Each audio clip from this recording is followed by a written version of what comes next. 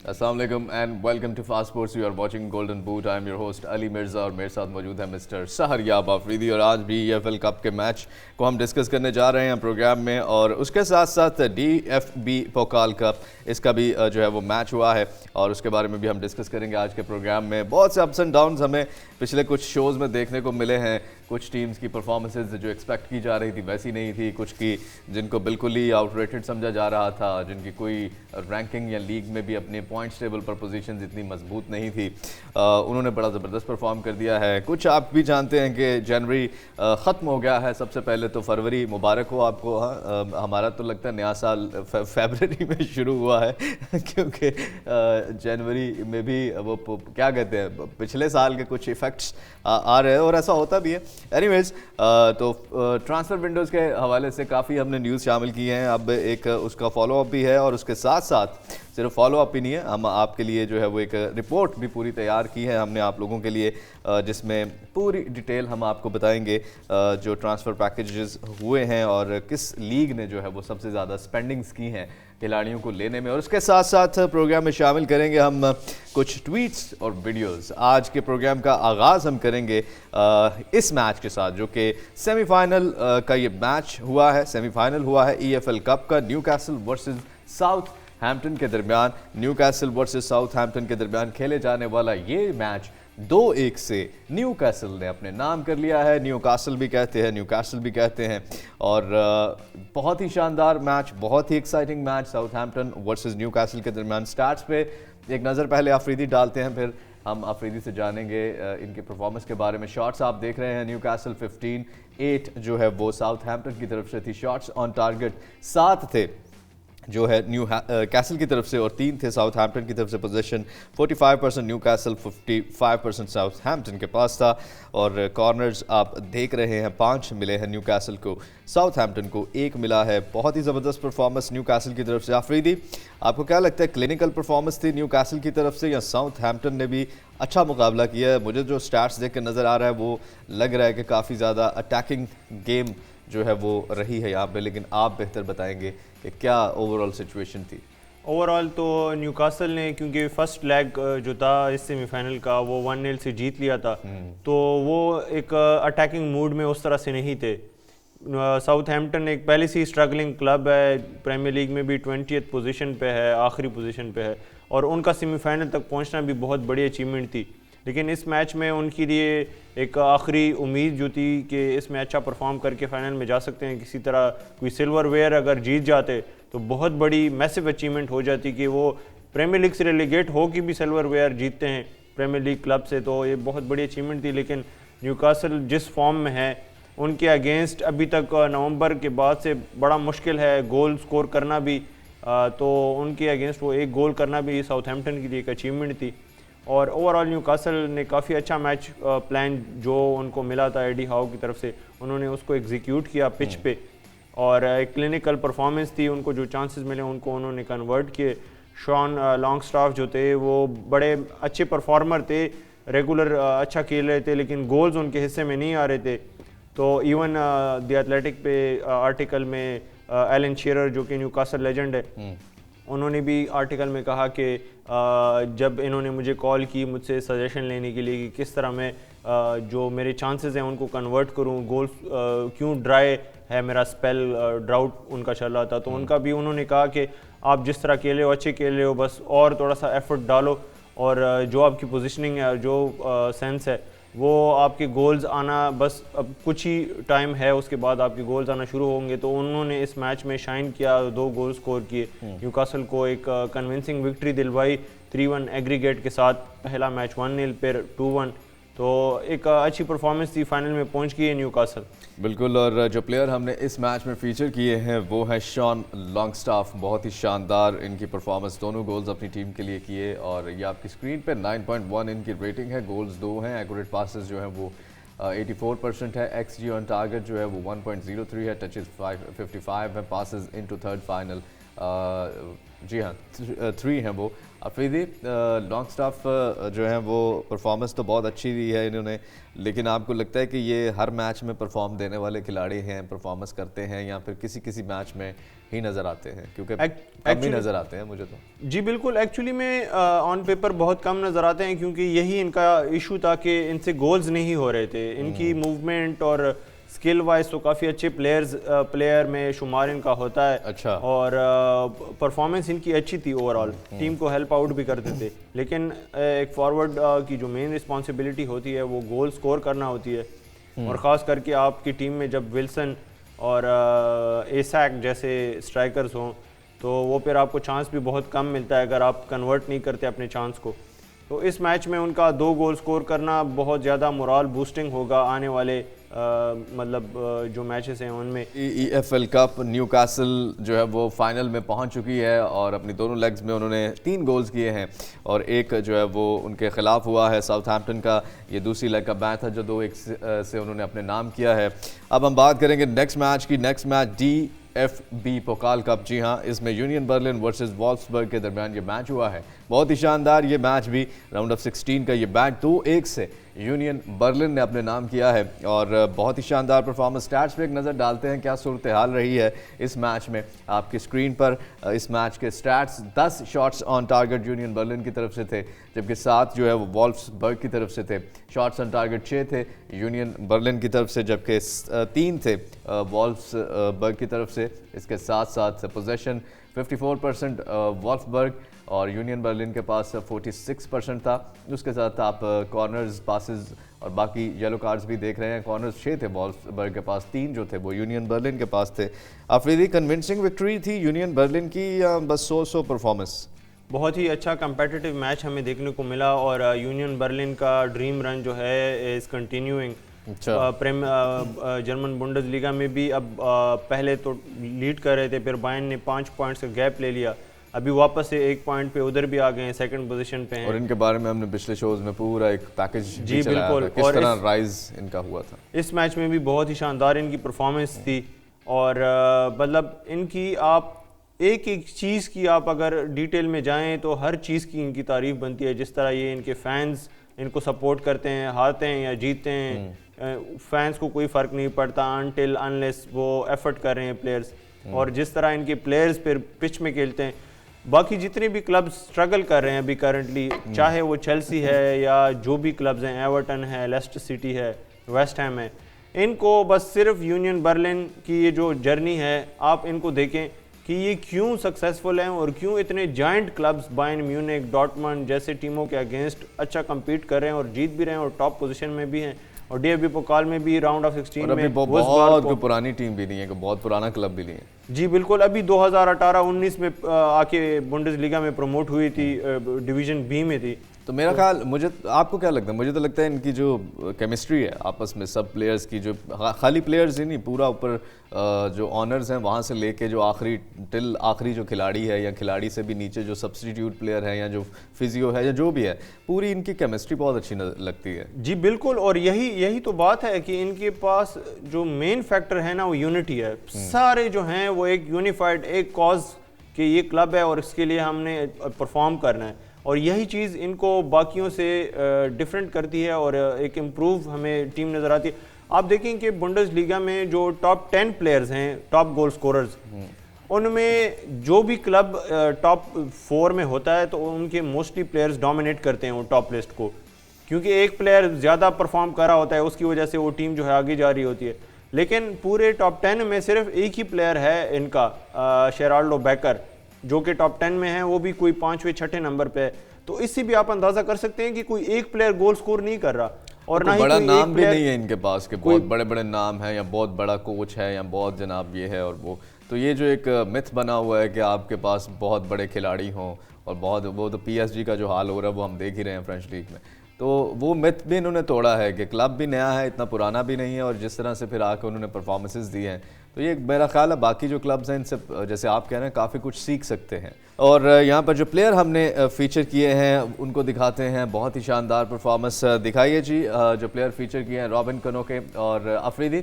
8.5 rating, गोल एक किया है, accurate passes 90%, chances created 2, touches 78, passes into third final 11।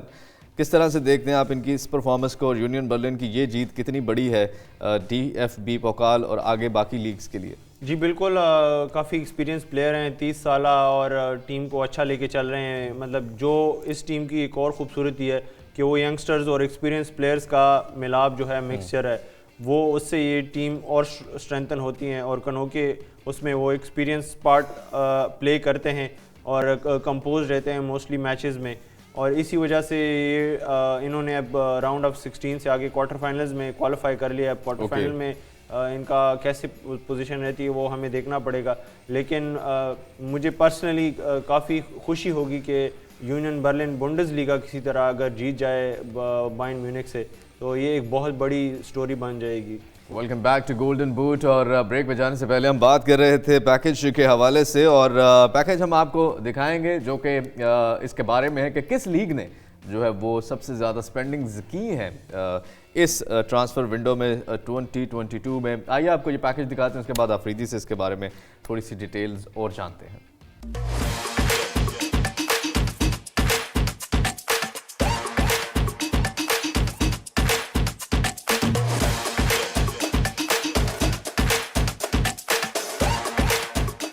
साल 2022 में इंग्लिश फुटबॉल क्लब्स के खिलाड़ियों के तबादलों के अखराजात $2.2 बिलियन से तजावुज कर गए। इन आदादो शुमार के बारे में फीफा की सालाना ग्लोबल ट्रांसफर रिपोर्ट में ये बताया गया है कि साल 2022 में पहली मर्तबा इंग्लिश फुटबॉल क्लब्स ने खिलाड़ियों की तिजारत पर $2 बिलियन से ज्यादा खर्च किए। खिलाड़ियों के तबादलों को जिन ममालिक ने मुनाफा बख्श बनाया, इनमें फ्रांस सबसे ज्यादा दौलत कमाने में कामयाब रहा। फ्रांस ने इन तबादलों की मद में $740 मिलियन कमाए। फीफा की इस ग्लोबल रिपोर्ट ने इंग्लिश प्रीमियर लीग की बढ़ती हुई मालियत के बारे में दिलचस्प मालूमात फराहम की हैं। एक मुल्क के क्लब से दूसरे मुल्क तबादला किए जाने वाले खिलाड़ियों की फहरिस्त में पहली 6 महंगी तरीन ट्रांसफर्स में इंग्लैंड या तो किसी खिलाड़ी को बेच रहा है या खरीद रहा है। सरे फहरिस्त फ्रांस से इंग्लैंड भेजे जाने वाले खिलाड़ियों के तबादलों की मद में $354.6 मिलियन मालियत की तिजारत हुई। दूसरे नंबर पर जर्मनी की जानिब से इंग्लैंड ट्रांसफर किए जाने वाले खिलाड़ी $324.9 मिलियन की तिजारत का सबब बने। स्पेन ने भी सीजन 2022 में होने वाले तबादलों से काफी फायदा हासिल किया और अपने मशहूर और मकबूल खिलाड़ियों को इंग्लिश प्रीमियर लीग के क्लब्स के साथ $310.7 मिलियन की खतीर रकम में इधर उधर किया। पुर्तगाल ने $300 मिलियन, इटली ने $285.8 मिलियन और नेदरलैंड्स ने $234.6 मिलियन मालियत के खिलाड़ी इंग्लिश फुटबॉल क्लब्स को दिए। साल 2022 में होने वाले तबादलों के नतीजे में इंग्लिश क्लब से स्पेनिश लीग्स जाने वाले खिलाड़ियों पर $151.3 मिलियन खर्च किए गए। साल 2022 में होने वाली महंगी तरीन ट्रांसफर्स का जिक्र करें तो सबसे महंगा तबादला फ्रेंच लीग के क्लब मोनाको से स्पेनिश क्लब रियल मैड्रिड जाने वाले ऑरेलियन चुआमिनी का हुआ। फ्रांसीसी डिफेंसिव मिडफील्डर अब रियल मैड्रिड के यूनिफॉर्म पहने अपनी नई टीम के दिफा को मजबूत बनाएंगे। यूरुग्वे के स्ट्राइकर डार्विन न्यूनेस को इंग्लिश क्लब लिवरपूल ने पुर्तगाली क्लब बेनफिका से खरीदा है। ये साल 2022 की दूसरी महंगी तरीन ट्रांसफर है। ब्राजीलियन विंगर एंटोनी को भी इंग्लिश क्लब मैनचेस्टर यूनाइटेड ने डच क्लब IS से खरीदा है। इनके तबादले पर भी काफी लागत आई है। साल 2022 की ये तीसरी महंगी तरीन ट्रांसफर थी। चौथे नंबर पर कैसेमीरो ब्राजील के डिफेंडर हैं, जिन्हें स्पेनिश लीग के क्लब रियल मैड्रिड के बजाय इंग्लिश क्लब मैनचेस्टर यूनाइटेड में देखा जाएगा। इनकी ट्रांसफर पर भी काफी खर्चा हुआ है। पांचवी महंगी तरीन ट्रांसफर डच खिलाड़ी मिथाइस डिलाइट। इटली के क्लब यूवेंटस ने इनकी बढ़ती हुई value German club Byron Munich को बेचकर मुनाफा बख्श बनाई है। 22 साल स्पेनिश स्ट्राइकर फेरन टोरेस को इंग्लिश क्लब मैनचेस्टर सिटी ने बार्सिलोना को सौंप दिया है। ये साल 2022 की छठी महंगी तरीन ट्रांसफर थी। What a goal from Barcelona! Pierre-Emerick Aubameyang strikes. Borussia Dortmund ने मैनचेस्टर सिटी को नॉर्वे का अटैकर एर्लिन हालैंड देकर 7वीं महंगी तरीन ट्रांसफर तख्लीक की। 8वें नंबर पर जो तबादला सबसे महंगा रिकॉर्ड किया गया वो स्पेनिश क्लब रियल सोसिडाड और इंग्लिश क्लब न्यूकासल यूनाइटेड के दरमियान था। स्वीडिश स्ट्राइकर अलेक्जेंडर इसाक अब इंग्लिश प्रीमियर लीग में खेलते दिखाई देंगे। कोलंबियन विंगर लुइस डियाज की मार्केट वैल्यू के पेश नजर पुर्तगाली क्लब पोर्तो ने इन्हें लिवरपूल को बेच दिया है। फीफा की ग्लोबल ट्रांसफर रिपोर्ट के मुताबिक साल 2022 की 10वीं महंगी तरीन ट्रांसफर ब्राजीलियन विंगर राफेनिया की इंग्लिश क्लब लीड्स यूनाइटेड से बार्सिलोना में मुमकिन हुई। इस रिपोर्ट में मजीद बताया गया है कि पिछले साल 20,000 से जायद बैनुल अक़वामी ट्रांसफर्स हुई। इनमें से 100 महंगी तरीन ट्रांसफर्स टोटल ट्रांसफर एक्सपेंडिचर का 50% से जायद था। खिलाड़ियों की खरीदो फरोख्त पर गुज़िश्ता साल $6.5 बिलियन खर्च किए गए। टॉप 10 मोस्ट एक्सपेंसिव ट्रांसफर्स पर भी टोटल ट्रांसफर्स का 12.5% खर्च रहा। फीफा के लीगल चीफ और कंप्लायंस ऑफिसर एमिलियो गार्सिया ने कहा है, साल 2022 में गुज़िश्ता बरसों में ट्रांसफर की मद में होने वाले तिजारती खसारे में कमी का रुझान देखा गया है। तिजारती मुनाफा गुज़िश्ता कोविड मुतासरा सालों के मुकाबले में 33% जायद था। जी आफरीदी, आपने देखी ये रिपोर्ट, बहुत ही शानदार, और बताइए थोड़ी इनसाइड स्टोरी, क्या है क्या नहीं है।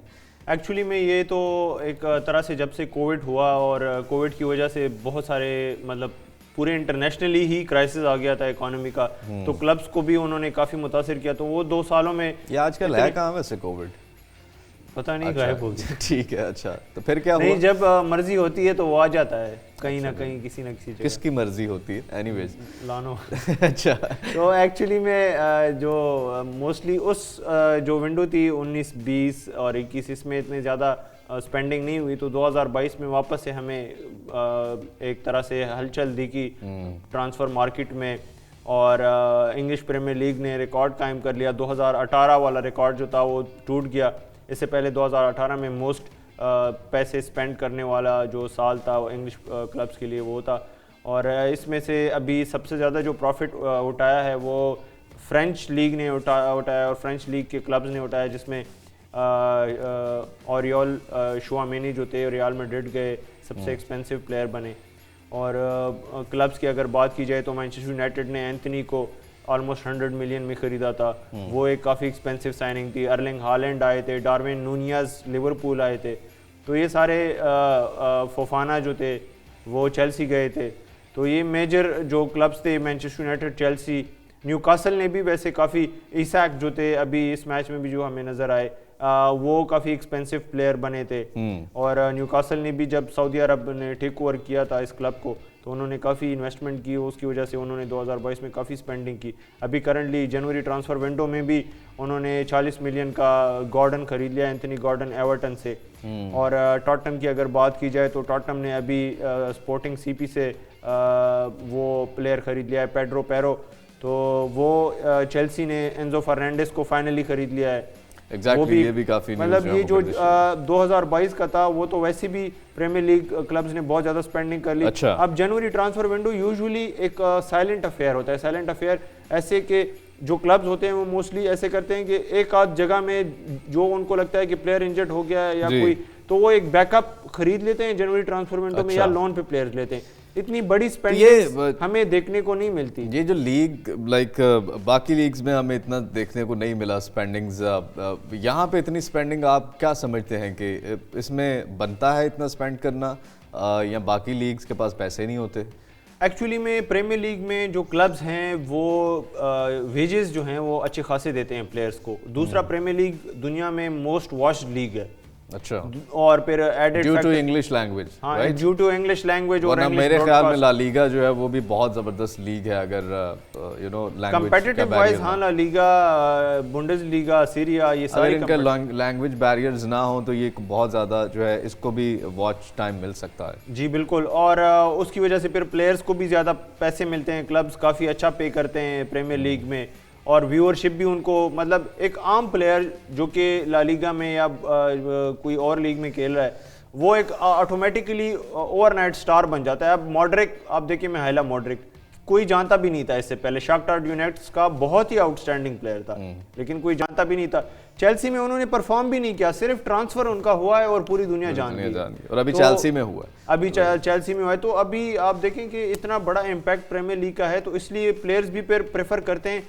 अब मोइसेस कैसिडो का जो आर्सेनल वाला वो था, वो मोइसेस कैसिडो ने सीधा पहले ही दिन कहीं वो मार्केट तो नहीं है जैसे आईपीएल एक वो मार्केट बन गई है, फैक्ट्री बन गई है, कंपनी बन गई हुई है। बिल्कुल, और उससे हमारा पीएसएल बहुत कंपेटिटिव है अगर cricketing that's what I am saying, like अगर हम फुटबॉल में लीग्स का आपस में कंपैरिजन करें तो अब ये तो बहुत ज़्यादा मार्केट वाली एक चीज़ बन चुकी है, कमर्शियल बन चुका है।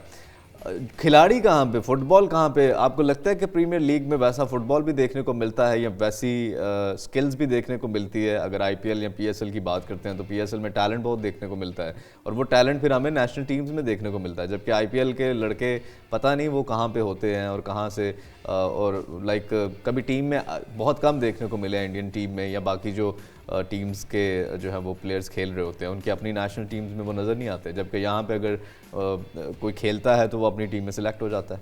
जी बिल्कुल, और इससे आपको ये भी अंदाज़ा हो सकता है कि जर्मनी हमेशा डोमिनेट करती है, इटली डोमिनेट करती है, स्पेन ने 2008 से लेके 2012 तक शदीद डोमिनेट किया, तीनों टूर्नामेंट्स जीते। तो ये लीग सिस्टम ही उनका स्ट्रांग है, इसीलिए तो वो अच्छे प्लेयर्स प्रोड्यूस कर रहा है। अभी प्रीमियर लीग तब तक, अभी करंटली उन्होंने इंग्लैंड टीम जो है अभी आके ये 2016 के बाद थोड़ी सी बेहतर हुई है, वरना तो इनकी क्वार्टर फाइनल्स में ही हमेशा से नॉकआउट हो जाते थे टूर्नामेंट्स में, और उधर तक तो स्विट्जरलैंड और ये जो बाकी टीम्स हैं वो भी पहुंच जाती हैं। तो ये है कि यही तो नहीं है कि उनका ज़्यादा फोकस इंग्लिश प्रीमियर लीग पे, अपनी नेशनल टीम पे है ही नहीं और अभी आगे थोड़ा सा हुआ है, या उनके प्लेयर्स वो प्रोड्यूस ही नहीं हो पाते अपनी लीग में से? हाँ, ये भी एक फैक्टर है कि क्योंकि इंग्लिश प्रीमियर लीग में बाहर के ज्यादा प्लेयर्स आ जाते हैं तो अपने प्लेयर्स में उस तरह से फिर फोकस आपको नहीं रहता, क्योंकि क्लब जो है शोज कि आप जो है वो पैसा और वो काइंड ऑफ एक कंपनी बना दिया आपने जिसमें आप बड़े बड़े स्टार्स, बड़े बड़े नाम। ये इसमें तो कोई शक नहीं है कि ये एक है बिजनेस, प्योर बिजनेस है। प्रीमियर लीग जो है वो एज अ बिजनेस है और उसको बिजनेस की तरह ही डैमेजिंग होता है एक स्पोर्ट्स को आप बिजनेस में अगर कन्वर्ट कर देते हैं। अब देखें, टॉड बेली ने चेल्सी को इतना महंगा खरीदा है, अब उसने इन्वेस्टमेंट करनी है और वो क्यों कर रहा है? वो इसलिए कर रहा है कि उससे वो वापस रिटर्न चाहिए। ऑफ कोर्स बिजनेसमैन तो यही चाहते हैं, तो यही फिर सारी पॉलिसी होती है। अब इसके कंपैरिजन में जर्मन लीग थोड़ी सी बेहतर है, ऑल्दो उधर बायर्न म्यूनिख की जो हेजेमनी है वो बहुत ज्यादा है। वो अगर थोड़ा सा बायर्न म्यूनिख कंपैरेटिवली वो बाकी क्लब्स के लेवल पे आ जाए, जैसे उनका एक बॉन्ड है कि बायर्न म्यूनिख पैसे भी बहुत ज्यादा जनरेट करती है, तो बाकी क्लब्स जब भी कोई अच्छा प्लेयर उनकी लीग में बनेगा, फॉर एग्जांपल डॉर्टमंड का एक अच्छा प्लेयर है और वो बायर्न म्यूनिख खरीदना चाह रही है, या कोई और क्लब खरीदना चाह रहा है और बायर्न म्यूनिख भी खरीदना चाह रहा है, कोई और क्लब अगर एक्स्ट्रा पैसे भी देगा ना वो नहीं देगा, लेकिन बायर्न म्यूनिख वो उसको खरीदना चाह रहा है, तो उनके पास एक ऐसा बॉन्ड है, उन्होंने किया हुआ है कि बायर्न म्यूनिख को ही आपने पहले बेचना है। वो जैसे रिश्तेदारों में होता है कि अगर आपकी जमीन है, मैंने जुबान दे दी है। हाँ, तो वो बायर्न म्यूनिख, क्योंकि बायर्न म्यूनिख जो बाकी क्लब्स हैं वो जब भी क्राइसिस, जैसे डॉर्टमंड का बहुत ज्यादा क्राइसिस था फाइनेंशियली, जब क्लॉप उनको मैनेज करने आया था तब, तो बायर्न म्यूनिख ने ही आके उनकी फाइनेंशियल हेल्प की। बाकी भी जो क्लब्स होते हैं जब क्राइसिस में होते हैं तो बायर्न म्यूनिख उनको फाइनेंशियल हेल्प देता है, तो इस वजह से उन्होंने एक बॉन्ड लिखा हुआ है कि हमने अगर कोई अपना बड़ा प्लेयर्स बेचना होगा बाहर, तो सबसे पहले हम अगर आप लेना चाहेंगे तो आपको बेचेंगे। तो उस वजह से बायर्न म्यूनिख थोड़ा सा डोमिनेंट क्लब है और मुसलसल बुंडेसलीगा जीता आ रहा है, वरना ये लीग काफी कंपेटिटिव है। ला लीगा बहुत कंपेटिटिव लीग है, ऑल्दो उधर बड़े बड़े प्लेयर्स भी हमें इन दूसरी लीग्स में से देखने को मिले। वर्ल्ड क्लास प्लेयर जो हैं वो बाद में प्रीमियर लीग में आए हैं लेकिन बने किसी और लीग में हैं, और तो दैट शोज़ के इतनी स्पेंडिंग करने से आप वर्ल्ड क्लास प्लेयर्स प्रोड्यूस नहीं कर सकते, या उनको आप बहुत ज़्यादा फैसिलिटीज़ देकर, या लाइक जो बात एक्चुअल में हम करना चाह रहे हैं कि आप किसी भी इंसान को बहुत ज़्यादा फैसिलिटेट करके या उसको बहुत लग्जरी लाइफ दे के आप उसको बना नहीं सकते। आप उसको, ये हार्डशिप्स ही होती है, ये आपके मुश्किल जो ज़िंदगी में सूरत हाल का सामना आपको रहता है वही आपको बड़ी बनाती हैं चीज़ें, वही आपको आपकी ज़ात को बड़ा बनाती हैं, और ज़ात जब बड़ी हो जाती है फिर जब कोई भी लीग, जैसे मैं कल एक कहीं पे था तो बात कर रहा था, जैसे पाकिस्तान में हमारे प्लेयर्स हैं, अगर आप में टैलेंट है, अगर आपके अंदर वो चीज़ है तो आपका काम है जस्ट आप करते जाएं और अपने आप को बेहतर बनाते जाएं। अगर आप ये बैठे रहेंगे, हमारे यहाँ अक्सर होता है ना, जैसे यंगस्टर्स भी होते हैं कि कोई आए और मुझे ले जाए और मेरी लाख दुआएं पाए, मतलब मैं बैठा हूँ और मेरे में टैलेंट है और सारी चीज़ की, जी कोई आएगा मुझे देखेगा तो वो लेके जाएगा या कुछ करेगा, या कोई मोजज़ा या वो कोई करामत या कोई ऐसी अनहोनी हो जाए या कुछ, उसके इंतज़ार में रहते हैं। लेकिन मुझे लगता है कि आपको अपनी एफर्ट करते रहना चाहिए, आप करते रहें, आप फ्यूचर के खौफ से वो क्या बेखौफ होके आप अपनी एफर्ट करते रहें। जब वक्त आता है तो वो मेंटोर की नज़र जिन्होंने देखना होता है वो खुद ही आप पे पड़ जाती है, और जब आप पे पड़ती है वो नज़र फिर आपको सिलेक्ट भी कर लिया जाता है। आप उस चीज़ को सोचे बगैर अपनी मेहनत, अपना फोकस उसके साथ उस चीज़ को करते रहें, ये सोचे बगैर कि इसका आपको ये रिवॉर्ड मिलेगा, ये मिलेगा, ये मिलेगा। जो देखने वाले होते हैं, जब आप उस लेवल पे पहुंच जाते हैं वो आपको देख लेते हैं। तो ये आपका जो है वो टुवर्ड्स स्पोर्ट्स या टुवर्ड्स लाइफ ये अप्रोच होनी चाहिए। एनीवेज, अफरीदी आर्सेनल के बारे में भी मुझे बताइए। मॉड्रिक और कैसेडो जो है उसको ख़रीद नहीं सके आर्सेनल जो है, अब क्या सूरत हाल है? आपको लगता है कि जो प्लेयर्स उन्होंने रिप्लेस किए या ख़रीदे हैं दूसरे, वो आर्सेनल को अब जा तो अच्छी रही है, वो पोजीशन उनकी अच्छी है, लेकिन उससे कोई फ़र्क पड़ सकता है क्योंकि वो खोना नहीं चाहते अपना ये मकाम, पॉइंट्स का फ़र्क कम है उनके दरमियान। जी बिल्कुल, सिटी के साथ अभी 5 पॉइंट्स का गैप है और एक मैच उनका कम खेला है आर्सेनल ने।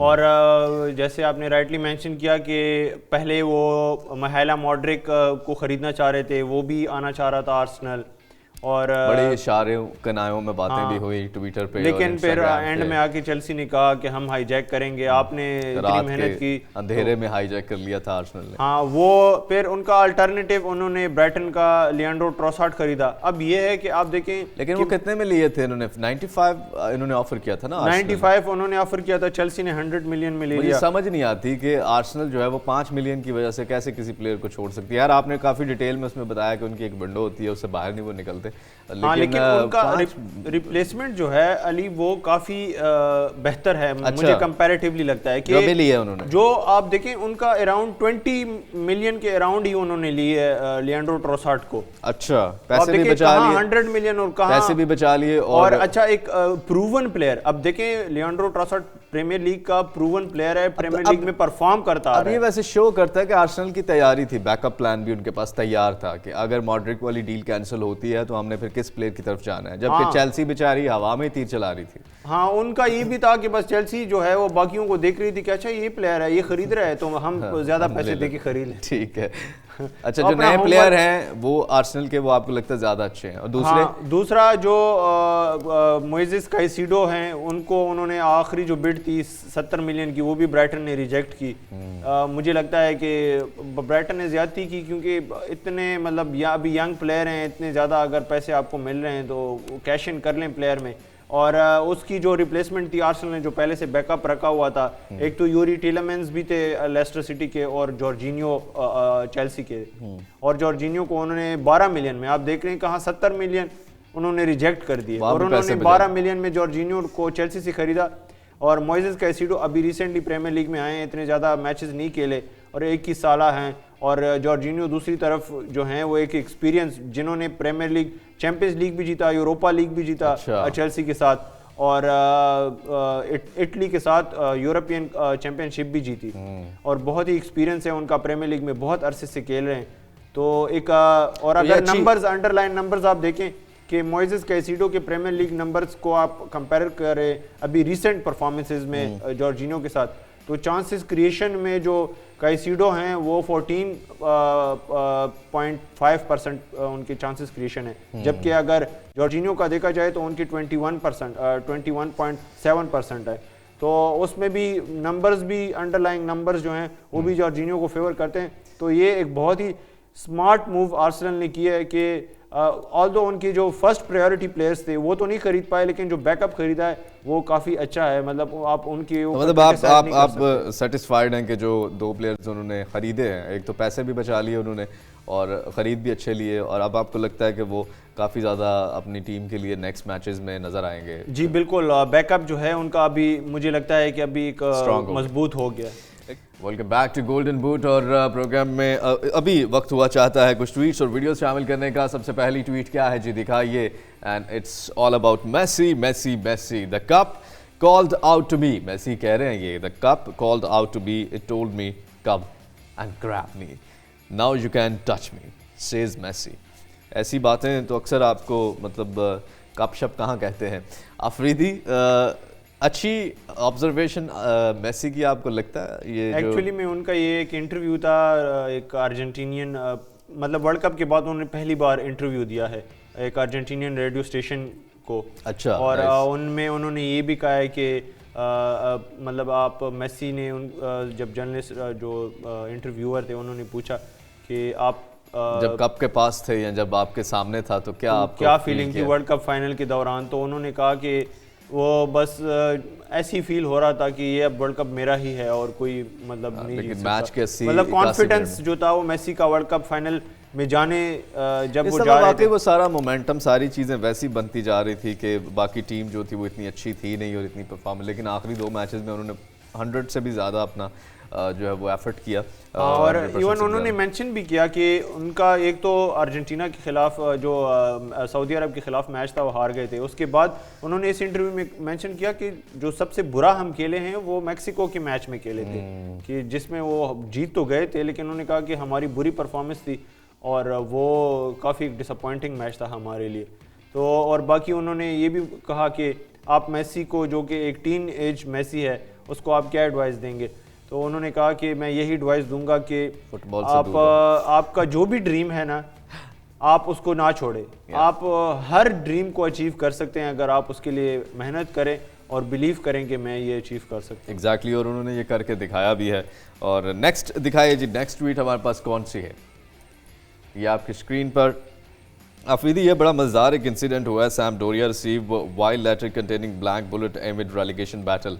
अब रेलीगेशन बैटल के लिए लड़ रही है सैम्पडोरिया। फैंस जो हैं उन्होंने धमकी अमेज़ ख़त भेज दिया है, और धमकी अमेज़ ख़त में क्या लिखा हुआ था? लिखा हुआ कुछ नहीं था, मज़े की बात है। क्या था आफरीदी उसमें?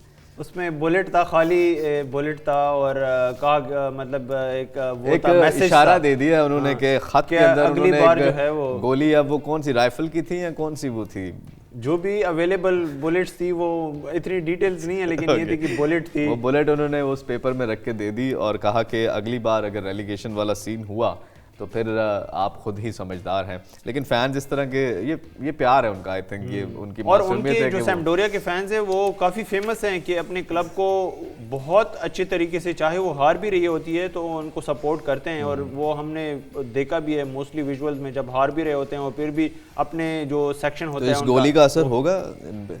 अब रेलीगेशन खाने बैटल में वाली लड़ गोली रहे, दें। मतलब ये भी है एक तरह से, एक मैसेज भी है कि आप रेलीगेशन बैटल में लड़ रहे हैं और किसी तरह निकलें, और अगर रेलीगेट हो गए ना तो ये बुलेट्स आपको तो रिसीव इनको तो दूसरी गोली देना खाने वाली, जिससे वो खा के थोड़ी तबीयत ठीक हो और फिर अच्छी परफॉर्मेंस दें। काश कैसी भी गोलियां होती मार्केट में जिससे लोगों का अंदर बाहर सब कुछ ठीक हो जाता।